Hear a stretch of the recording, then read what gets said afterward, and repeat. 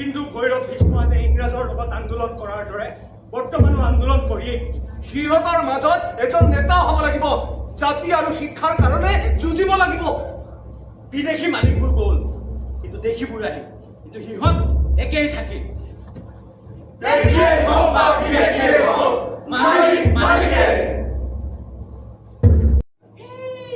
দাবী আৰু অধিকাৰক মালিক চবে মানি ল'ব, তাৰো জন্য এই করম পূজা যেন ভোলা করে করিব। শুনে বিনি খুব ভালো বাত বলে তো রে। আমাদের সবাই আজকে করম পূজায় আশীর্বাদটা লে আর একটা কথা, আমাদের সবাইকে পয়সা সঙ্গে দিতে হবে।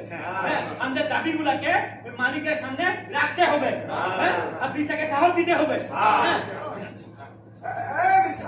এই দাবিবিলাক চবকে ভাল করে বুঝাই দিয়ে ইয়াত বুঝাবলগীয়া বুজিবলগীয়া কি আছে ৰে মনত? মই বাহিৰ দিকে যাব আৰু আহিব। তই হাৰিয়া